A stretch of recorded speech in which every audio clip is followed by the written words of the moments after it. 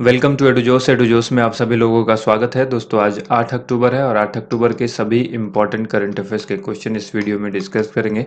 इसके साथ साथ आपको स्टैटिक जीके का क्वेश्चन भी कवर कराया जाएगा और एक्स्ट्रा फैक्ट्स भी बताए जाएंगे जो करंट अफेयर्स से रिलेटेड होगा। अगर आपको वीडियो पसंद आती है तो वीडियो को लाइक एंड शेयर जरूर किया कीजिए। चैनल से नहीं जुड़े हैं तो चैनल को सब्सक्राइब करके बेल आइकन जरूर प्रेस करें ताकि हमारी हर वीडियो का नोटिफिकेशन आपको मिलता रहे। शुरू करेंगे डेली मोटिवेशनल कोट से, हासिल होगी मंजिल भी तू तैयारी करके तो देख, आग लगेगी फिर सीने में तू चिंगारी बन के तो देख। तो आप सबको चिंगारी बनना, और चिंगारी जो है वो एडुजोस का काम है आप सबको चिंगारी बनाना। यहाँ पर डेली करंट अफेयर्स के लिए आप 10 से 15 मिनट का समय जरूर दीजिए। काफ़ी मेहनत से वीडियो तैयार की जाती है लेकिन आप लोग लाइक एंड शेयर नहीं करते हैं। इससे हम लोगों को डीमोटिवेशन होता है। जो कंटेंट क्रिएट होता है, आप देख रहे हैं कि किस तरह का कंटेंट आपको प्रोवाइड कराया जा रहा है। तो इस वीडियो को ज़्यादा से ज़्यादा लाइक एंड शेयर कीजिए। और अगर आप इस वीडियो का पीडीएफ फाइल लेना चाहते हैं तो डिस्क्रिप्शन में हमने लिंक दिया है हमारे एप्लीकेशन का, जिसे आप इंस्टॉल कर सकते हैं। गूगल प्ले स्टोर पर ये अवेलेबल है। 1 लाख से ज़्यादा लोगों ने इसको इंस्टॉल किया हुआ है।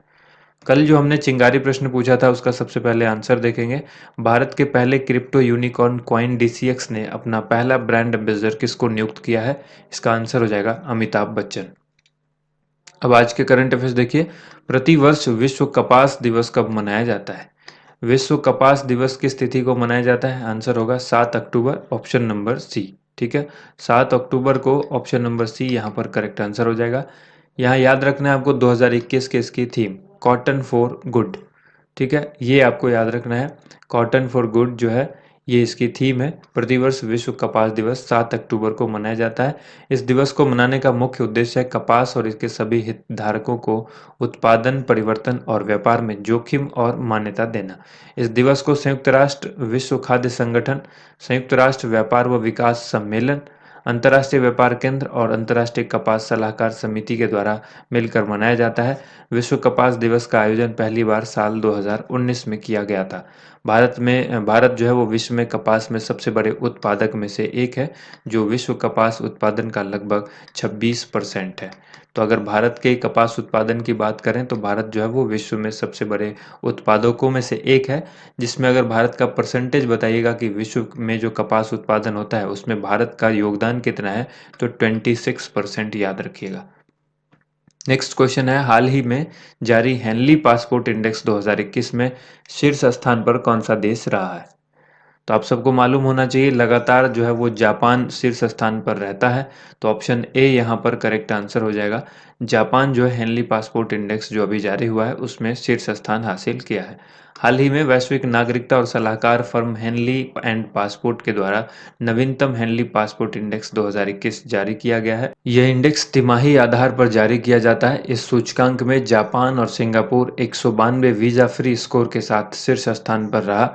तो आपको याद रखना है जापान भी है और सिंगापुर भी है, लेकिन अक्सर एग्जाम में जब सवाल पूछा जाता है वहां पर जापान आपको करेक्ट आंसर करना है।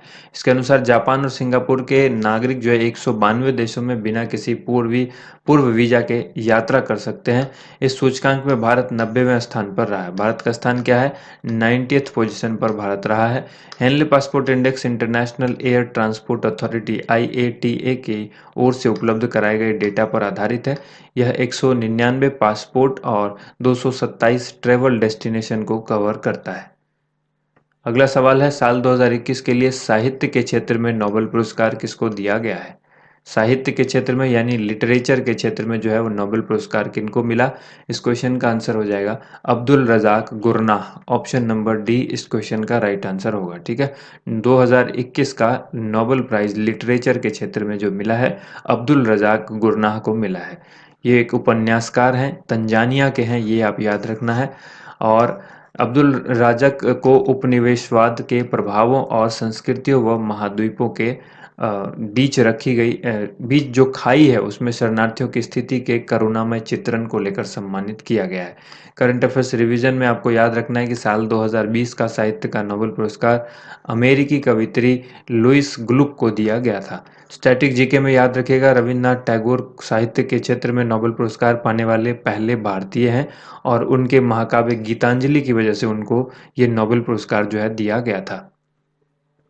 अगला सवाल है, सार्वजनिक परिवहन के लिए भारत का पहला रोपवे किस शहर में बनाया जाएगा? ये भारत का पहला रोपवे होगा जो कि सार्वजनिक परिवहन के लिए बनाया जाएगा। इसका आंसर होगा वाराणसी। ऑप्शन नंबर सी इस क्वेश्चन का आंसर हो जाएगा। ठीक है, देखिए यहाँ पर आपको याद रखना है, सार्वजनिक परिवहन के लिए भारत का पहला रोपवे उत्तर प्रदेश के वाराणसी शहर में यातायात की भीड़ को कम करने के लिए बनाया जाना प्रस्तावित था।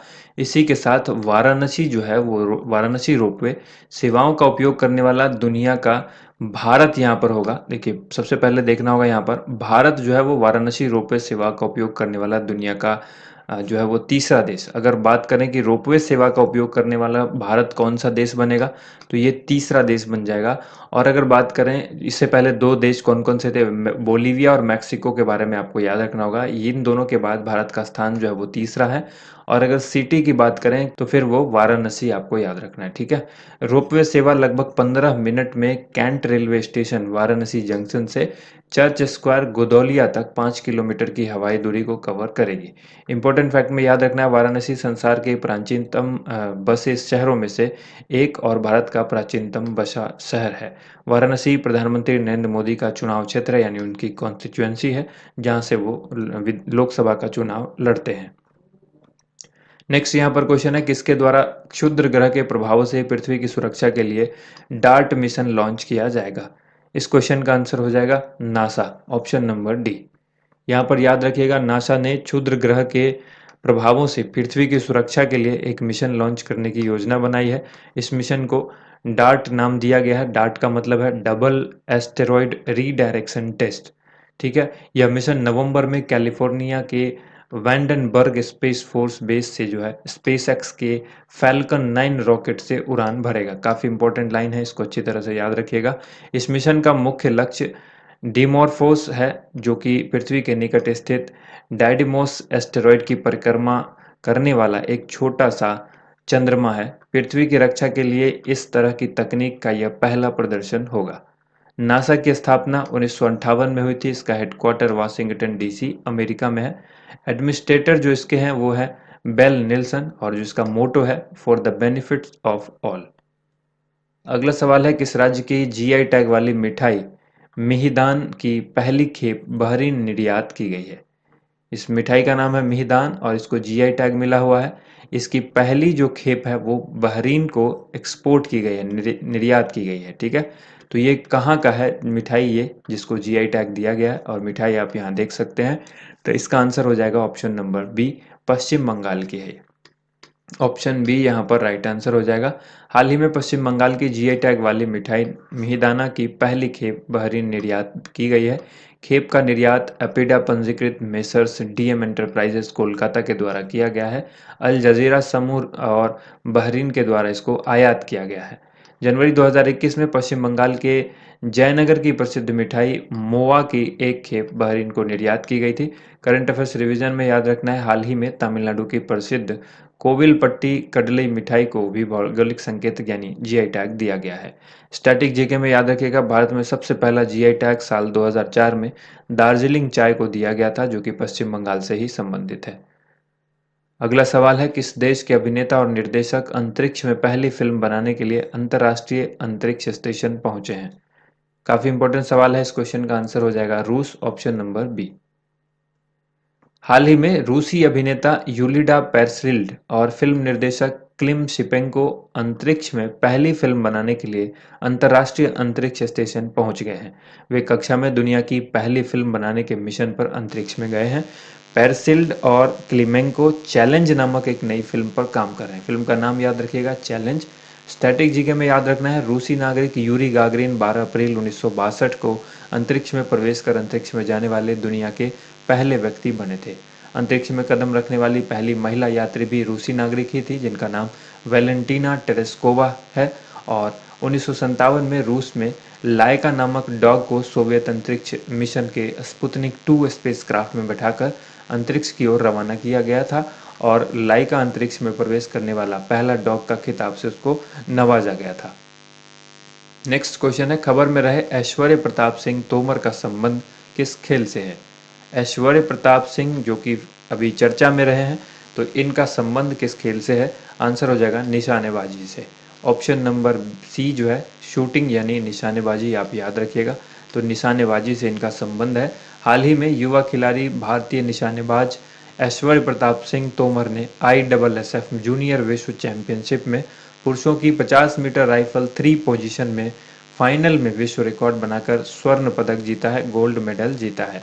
ISSF जूनियर विश्व चैंपियनशिप पेरू की राजधानी लीमा में आयोजित की गई थी और भारतीय महिला टीम ने 25 मीटर पिस्टल में गोल्ड मेडल जीता है और मनु भाकर, नाम्या कपूर और रिदम सांगवान की जोड़ी ने यह कमाल किया है। जो 25 मीटर पिस्टल में गोल्ड जीता है भारतीय महिला टीम ने, इसमें शामिल कौन कौन थे? मनु भाकर, नाम्या कपूर और रिदम सांगवान।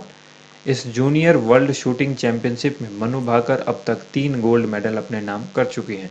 ISSF के बारे में सवाल आपसे पूछा जा सकता है कि इसका फुल फॉर्म क्या है, तो आप याद रखिएगा इंटरनेशनल शूटिंग स्पोर्ट फेडरेशन इसका नाम होता है और इसकी जो स्थापना है वो 1907 में की गई थी।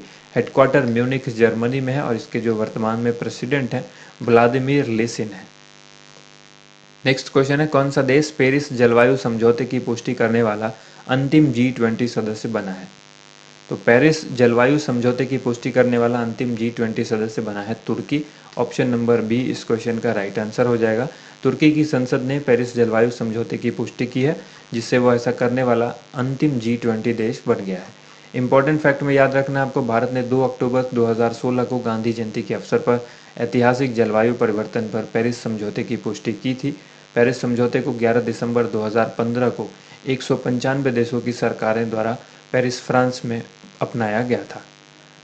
इस समझौते का उद्देश्य वैश्विक ग्रीन हाउस गैस उत्सर्जन को काफ़ी हद तक कम करना है, ताकि इस सदी में वैश्विक तापमान वृद्धि को पूर्व औद्योगिक स्तर से 2 डिग्री सेल्सियस कम रखा जा सके।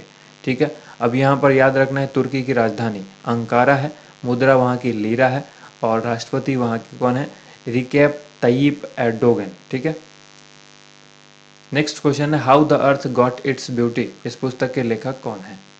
तो बहुत ही आसान सा सवाल है, सुधा मूर्ति इस क्वेश्चन का आंसर हो जाएगा। Option number A, how the earth got its beauty. इस पुस्तक को लिखा है सुधा मूर्ति ने। हाल ही में लॉन्च हुई पुस्तकें हम लोग रिवाइज कर लेते हैं। The secret to balancing work and family life, Indira Nooyi की पुस्तक है। The battle of Rezang La, Kulpreet Yadav ने लिखी है। The long game, how the Chinese negotiate with India, Vijay Gokhale की पुस्तक है। Translating myself and others, तो myself and others Jhumpa Lahiri की पुस्तक है। 400 डेज, काफ़ी इंपॉर्टेंट पुस्तक है, चेतन भगत की ये बुक है। A rude life, the memoir, Vir Sanghvi ने लिखी है। द कपिल शर्मा स्टोरी, अमिताभ बोस ने लिखी है। Human rights and terrorism in India, Subramanian Swamy की पुस्तक है, ये भी आप याद रखिएगा, मोस्ट इंपॉर्टेंट है। Accelerating India 7 years of Modi government, इसको भी अच्छी तरह से याद रखना है, KJ अल्फोंस ने लिखी है। A dream of revolution, a biography of Jayaprakash Narayan, Vimal Prasad और सुजाता प्रसाद ने, इन दोनों ने मिलकर के ये पुस्तक लिखी है। अब बढ़ते हैं आज के एक्स्ट्रा खुराक की तरफ, जहाँ पर 5 सवाल आपसे पूछे गए हैं। वीडियो को रोक करके इस सवाल का आंसर दीजिए और हमारे सवाल के आंसर से मिलान कीजिए। हाल ही में नासा का परसेवरेंस रोवर किस ग्रह पर उतरा है? किस अंतरिक्ष एजेंसी ने शुक्र ग्रह के लिए एक नए एनविसन मिशन की घोषणा की है? नासा के द्वारा किस ग्रह के ट्रोजन क्षुद्र ग्रह का अध्ययन करने के लिए लूसी मिशन भेजा जाएगा? 2013 में इसरो के द्वारा MOM या मंगलयान को किस रॉकेट से लॉन्च किया गया था? उसके बाद है, किस देश ने वर्ष 2024 में शुक्रयान नामक एक नया ऑर्बिटर लॉन्च करने की योजना बनाई है? सभी सवाल का आंसर यहाँ पर एक एक करके देखते हैं। पहला सवाल है, नासा का परसेवरेंस रोवर जो है वो किस ग्रह पर उतरा है? तो आंसर हो जाएगा मंगल। दूसरा सवाल है, किस अंतरिक्ष एजेंसी ने शुक्र ग्रह के लिए एक नए एनविजन मिशन का जो है वो घोषणा की है? तो आंसर हो जाएगा ESA के लिए। ठीक है, उसके ESA एजेंसी है, उसने किया है। नासा के द्वारा किस ग्रह के ट्रोजन क्षुद्र ग्रह को अध्ययन करने के लिए लूसी मिशन भेजा जाएगा? तो किस ग्रह के लिए? आंसर हो जाएगा बृहस्पति। ठीक है, इसके बाद देखिए अगला सवाल है, 2013 में इसरो के द्वारा MOM या मंगलयान को किस रॉकेट से लॉन्च किया गया था? PSLV C-25 से लॉन्च किया गया था। किस देश ने वर्ष 2024 में शुक्रयान नामक एक नया ऑर्बिटर लॉन्च करने की योजना बनाई है? तो आंसर हो जाएगा भारत।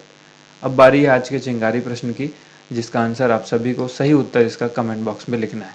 हाल ही में किस राष्ट्रीय उद्यान का नया नाम रामगंगा राष्ट्रीय उद्यान रखा गया है? कल ही हमने आपको ये सवाल बताया था, इसका आंसर आप सबको बताना है। 4 ऑप्शन हैं, जिम कॉर्बेट राष्ट्रीय उद्यान, काजीरंगा राष्ट्रीय उद्यान, राजाजी राष्ट्रीय उद्यान या फिर ओरांग राष्ट्रीय उद्यान।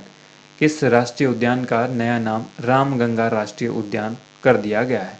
इस क्वेश्चन का आंसर आप सभी कमेंट बॉक्स में ज़रूर लिखेंगे। उम्मीद करते हैं आप सबको वीडियो पसंद आई होगी। वीडियो को ज़्यादा से ज़्यादा लाइक एंड शेयर कीजिएगा। इस वीडियो पर 5000 लाइक्स का टारगेट हम रखते हैं।